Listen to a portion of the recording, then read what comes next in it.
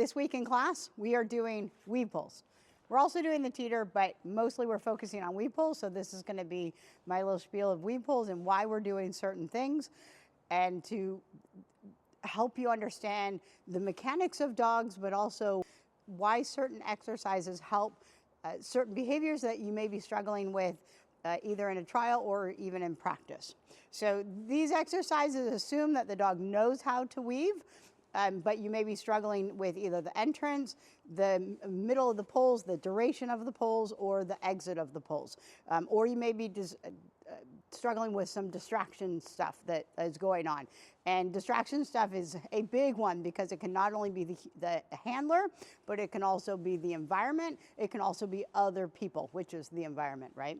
So trying to deal with all of those within training this skills class and focusing on weave. So let's get started. This weave exercise here is a bounce grid into the weave pulls. So a bounce jump grid, and if your dog hasn't done grids before, I highly recommend that you introduce your dog to them because they can take some time for some dogs to get used to them. But it's a way to teach them about jumping and different types of jumping that we want. So extension, collection, bending, there's lots of different jump grids out there. So I encourage you to go and research them, and then once they know a bounce grid, introduce that into the weave pulls. So what the bounce grid does and how the dog is supposed to do a bounce grid is that they come over the jump and they land in the middle of the two jumps and then lift for the next jump. So the spacing between here is dog dependent. You have to figure that out by videoing them, watching them, and figuring out what is their best spacing between here for the bounce grid. And you can start with the bars lower, but then bring them up to full height. And so what the bounce grid does is it helps to keep the dog in a compressed state, in a collection state, so that they learn how to collect mechanically for the entry to the weave pulls. Because right through the landing of this jump, we want them to stay compressed here for the braking that we want them to do right here. So when we're looking at how they're entering these weave pulls, some dogs don't break until here, and then they're slamming this second pull, or they're bypassing it completely and entering through pulls 2 and 3 because they're breaking here. What we want them to learn is how to break here for this entry. And so when I'm looking at how a dog is doing on the bounce grid into the collection for the weave pulls, is I'm looking at these two pulls and I'm looking at where the dog is entering. So I split it into 3 different areas. Right on pull 1, dead center to the pulls, and right on pull 2. What I want for my dogs that I believe are breaking correctly, is I want them either close to the first pull or into the middle of the pulls. If they are on the last third of this 24-inch spacing, then chances are they're slamming this, which means they're breaking too late and potentially about to slip into pull 2 and 3. So I want to see that they're staying in compression here, teach them how to break straight, keep their body straight, to then enter these pulls closer to pull 1 and the center of the pull rather than closer to pull 2. So when you set this up, set your dog fairly close to the first bar. Come to a complete halt before you release them. That way you're not adding any of your motion into the mix. That can come later, but in the beginning, no motion from you until they lift, and then just a slight step forward to help indicate the weave pulls. So I'll point to the weave pulls, I'll start telling them weave, but essentially we want this to become a learned behavior that they do and understand where they're going. Beep, beep, beep, beep. Good. Okay, weave, weave, weave. Very good. Super! So this jump was a little bit too far away, so I'm just going to bring it in a touch. Try that again. I can move a little bit in the spacing depending on what I'm looking for my dog. Okay, weave, weave, weave. Wow! If they struggle to find the entry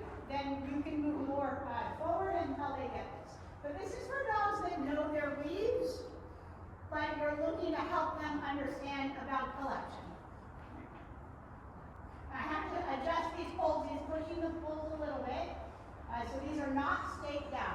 If I had a dog that was slamming them and moving them a lot, I would start with unstaked weed poles and then I would move to staked down weed poles so that they learned how to adjust to weed poles being staked down and not moving for them. Some dogs get so used to moving weed poles that when they hit a rigid set of weed poles that are staked down, they actually struggle with that. So make sure for our strong, powerful dogs, do make sure that you are staking them down. Beep, beep.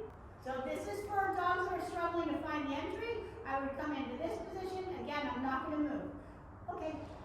Weave, weave, weave. Wow. Just by me coming forward, it caused him to gain a little bit more extension onto this last jump than I want.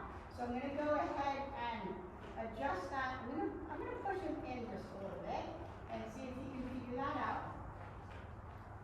When dogs are learning about bounce grids, I don't futz about them dropping bars because this is a learning curve for them, and so I just set it up again, maybe adjust my spacing, but I try not to get mad at them or worry about their bar dropping.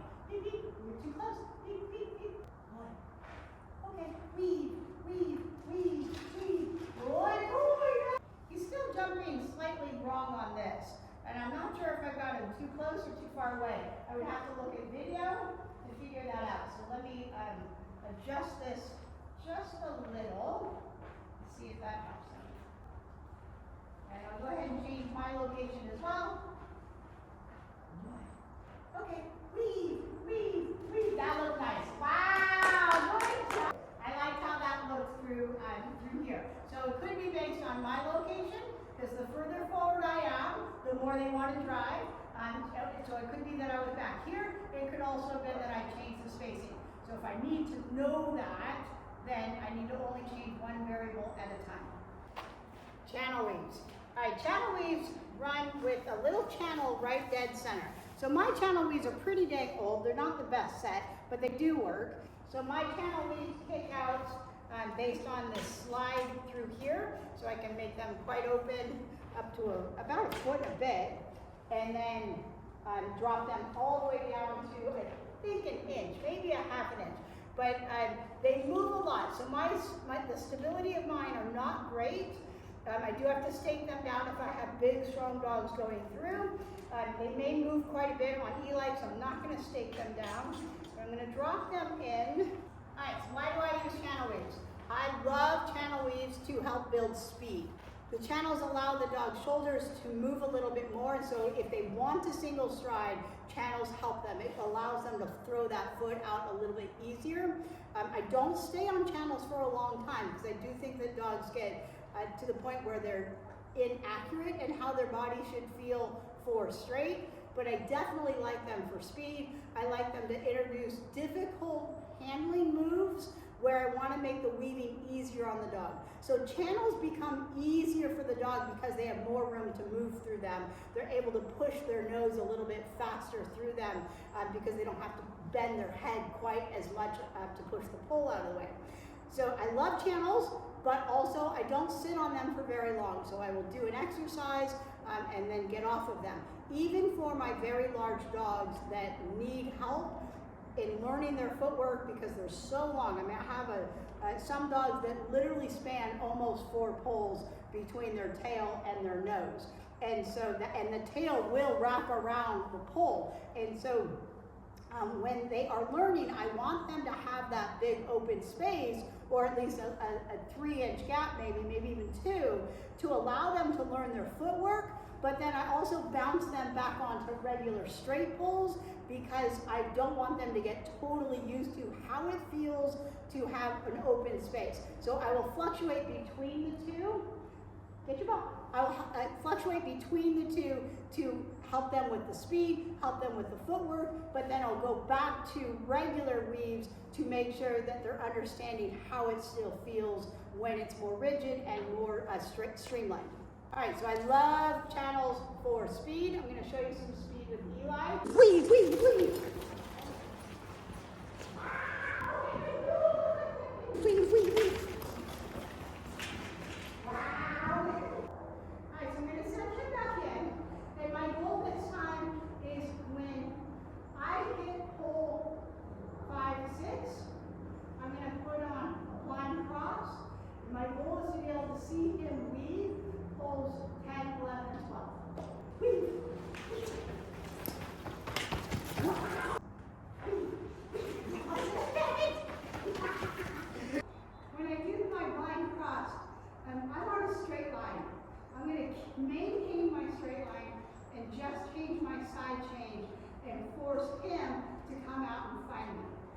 I'm not crossing over the poles. I'm staying straight and parallel to the poles. The blind cross happens parallel to the poles, and then I would expect him to turn right out of the poles and come find my right side.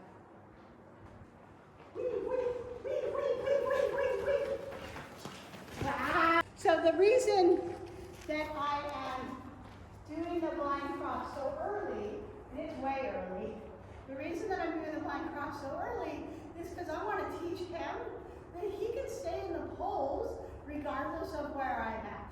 And so, or regardless of what handling I'm doing, where I'm at as well, but what handling I'm doing. And so it allows me to see, one, is he committed to the poles? And two, can I get an advantage on him by showing him the blind cross early? And if I can I also then start to show a new handling path that he's going to end up on? So this time I'm going to curve to the right. Once I put my blind cross in, I'm going to just curve out and keep going towards this wall. And again, I should be able to see him finish out the poles 9 through 12. Ready to try? Wow! Another exercise that I will do is I will do weave pulls into a wall.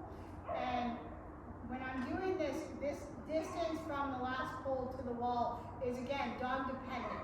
So for a dog that is struggling with pressure, so this is pressure, then maybe give them another foot or two, but I would try and work them as close to this wall as I believe that they're willing, without injury, right? You need to know your dog. If they come blasting out this last pole without thought, then you're gonna wanna give a little bit more distance. You may even wanna use a gate instead of, so a gate like this. So a gate like this, instead of a wall, use a gate, and that way there's a little bit more forgiveness if they smack into it. But a wall works great. The reason for the wall is two ways that we use the wall to our advantage. If they're coming to the wall, then it not only helps them with pressure that's going to happen on their exit of their weave poles, so the wall becomes a human. The wall mimics what a human pressure is like without putting the human element on there, without putting the human movement and momentum onto the weave poles, but the wall is the pressure that the dog is going to feel when they're coming into a front cross or a blind cross that is in convergence with the exit. So the wall does a great job when they're coming this direction to help teach them that they can handle the pressure. They can handle running into something and know that they're going to be safe. That's one of the biggest things about wall pressure is they're like, I can't do that, because they've never been taught how to get that close to something when they're moving at speed. And they can do it, they just need to be taught how to do it. The other advantage to the wall is weaving away from the wall. And again, the entry coming in, being able to come in and control your momentum through this entrance with the wall putting pressure on you is a very valuable skill that the dogs can utilize when they are forced with layering or all different things with the handler converging on them. So doing a very quick front cross, a forced front cross into the weave poles is putting a lot of pressure, handler pressure on the dog right in front of the entrance. And so the wall can help us get a foothold in there and show them that you can weave next to something that might intimidate you, or that you don't believe that you can weave next to. And so I put the weaves either straight into the wall, I'll put them on an angle into the wall, I'll put them parallel to the wall. So all of these different ways that teaching the dog that they can weave in this narrow space. And again, this spacing is 100% dog dependent of how far out your dog pushes on the poles when they're weaving. All of these drills that I do, I just said they're drills. They're not drills. Don't drill them. That's really important. This is really, really hard training for them, and so you don't want to drill it. You want to try it, see where you're at in relation to the wall, in relation to the bounce grid, in relation to the speed, like how far can you push it? And once you find that they're struggling, then back off a little bit, let them think about it for 3, 6, 8 weeks, and then try it again. So the last time that Eli saw weed pulls into the wall this close was probably about 1.5 years ago. So I tried it once, he nailed it. I haven't done it again since, because he's doing just fine. He doesn't need this exercise again. But if he ever struggled with me doing some motion through the exit, then I might remind him, hey, did you know that you can still weave when there's a lot of pressure here? And just remind him that he can do it, show him that he can do it without me being involved, and then get me back involved again. When I'm doing distraction training, I literally will bring out anything and everything to use as a distraction. So toys, dishes, bags. Here's an empty bag of puppy food. A bag that had bully sticks in it. Eli's leash. An almost bag, empty bag of dog treats, harness, just random items. I'm making sure that they're not in their footfall, but I do not mind things right on the offside, as long as I don't think, maybe not a leash. We'll use this bag. So the bag can be right on that foot, because Eli shouldn't be anywhere near this. So definitely add in stuff, just different stuff, but you can also have no stuff and work heavy distractions. So this is one of the ways that I start to introduce distractions is I start with just hand movement. So no toy, just hand movement. And can my dog move through the weave pulls with me static, or maybe just moving slightly with my hands? So that's the first thing that I do. And in general, dogs need some support when we're doing some distraction training. And so when you're doing distractions, sometimes it's better to rotate back to them and try and stay in front of them and move sideways on them. So highly encourage you to work your steps of exercise of moving your legs through the poles like this so that you can do it at speed. So if you don't, be careful, because I don't want anybody hurt, but if you cannot move like this through the weave poles when they are, then don't do it. All right, so let's see if I can do it. So I'm going to start with just hand motion and trying to stay in front of them.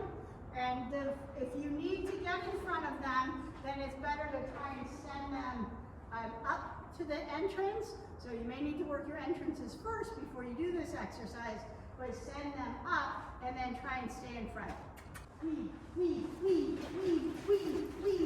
Wow, very good, super. If you have a pause table, a lot of dogs are really drawn to a pause table, and so this can also act as a tunnel, right? So there, some dogs are just as drawn to a pause table as they are to a tunnel. So this is the first one I do. Very good. Looking at him the entire time, making sure that he's supported visually and that I'm not missing whether or not he's missing. So that's the first one. Then I do the same exercise with a toy in my hand. If you have dangly stuff on your toy, make sure that you control that so it doesn't accidentally whack your dog. I'm going to try going backwards. So again, I need to be able to send him up to the poles, and then I'm going to go backwards as fast as I can. Wow. Wow, get good. Other things that I do is I either have a person walk through the poles, I'll have somebody throw a ball with them. I could throw a ball through the poles, so go perpendicular to the weave poles when you start rather than forward on the weave poles, which would be harder. You could even just start just dropping it, and so not even throwing it, just dropping it. The first thing that I do if I do that though is this, something along these lines, and just getting them used to me moving it, and then me dropping it, and then me dropping it, something like that. If you have a holy roller, or any toy for that matter, if you flip it backwards, then it's going to land better and more still than if you throw it forward, and it'll roll further. Happy training.